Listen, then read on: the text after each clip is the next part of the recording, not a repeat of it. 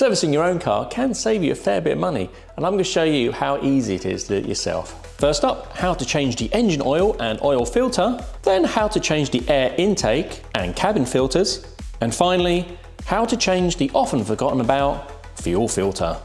You'll need to change your engine oil and filter after 1 or 2 years or after a certain number of miles. Your owner's manual should tell you what oil to use and hopefully the schedule. If not, you can look it up online or buy a workshop manual.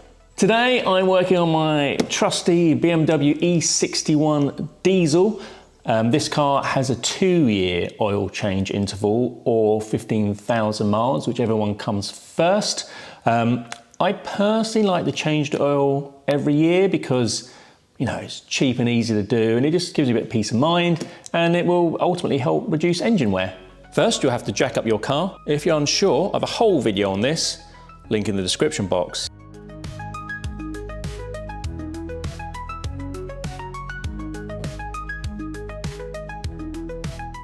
Undo the oil drain plug.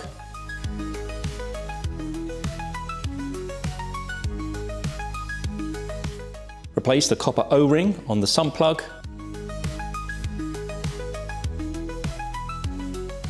And then tighten to spec. In this case, it's 25 Newton meters. And then remove the oil filter.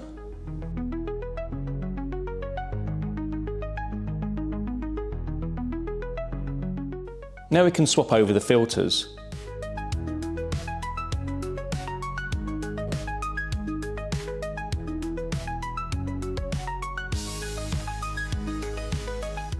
Put some engine oil on the new O-rings and swap them over.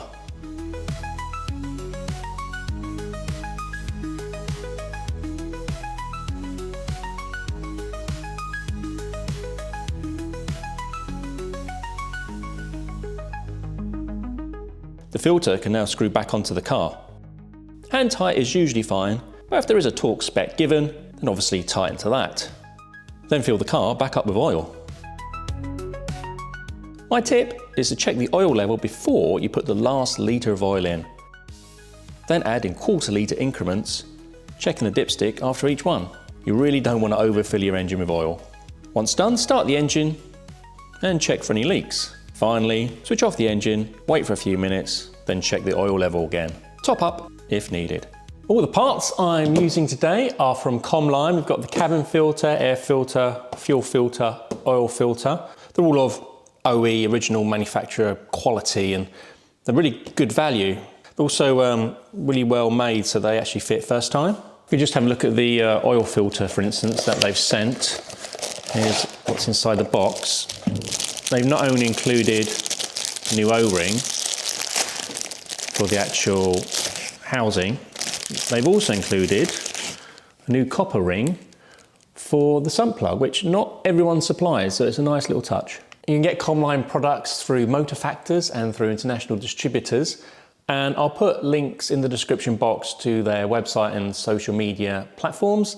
They do regular competitions, so there's a chance to win stuff if you check that out. So let's talk about air filters.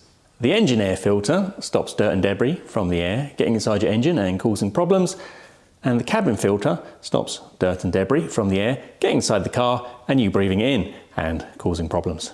Comline have sent an upgraded activated carbon filter, which is better for you as it also filters out microcontaminants such as allergens, ozone, and harmful gases such as benzene, which you really don't want to be breathing in whilst driving. It's good practice to replace both these filters every oil change. To change these filters is usually very easy on most cars, and this car it's no different. Engine air filter just goes under this piece of plastic, and there's 2 cabin filters under there.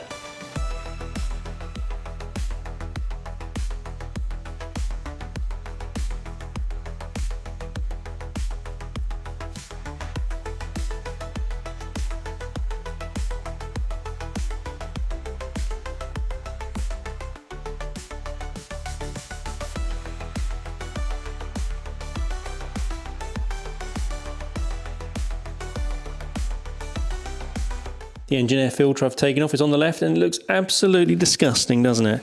It's been on the car 12,000 miles, You shouldn't expect it to look this bad. I've actually been working on the car with greasy gloves and stuff like that, and I've been handling it in the past, and that's why it's made it look this bad. Old cabin filter is here on the left, and as you can see, full of leaves and dirt and stuff that would have gone into your heating system and potentially got inside the car. And the new fresh one here, looking nice and clean. So let's get that in the car.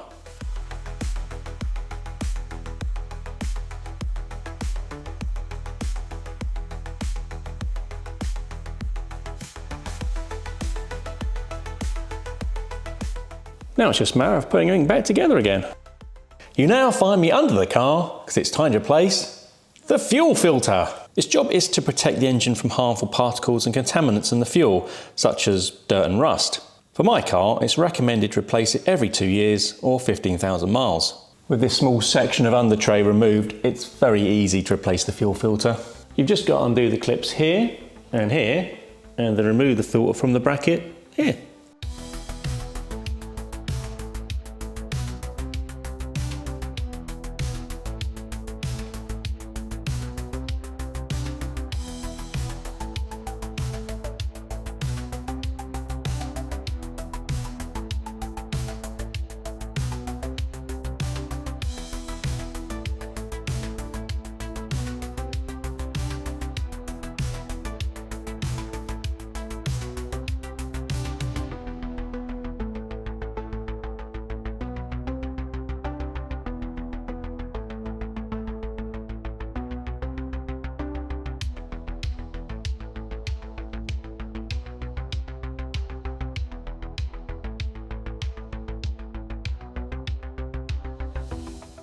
Now turn on the ignition and wait a minute for the pump to kind of prime the system. Then start the engine and get under the car and check for any leaks. So there we go, another service done for another year. All fairly straightforward to do, but if you have any questions, please leave it in the comments. If you want to know more about parts from Comline, then links are in the description box. They're also well worth a follow on social media for their informative, engaging and varied content. And as always, thanks for watching.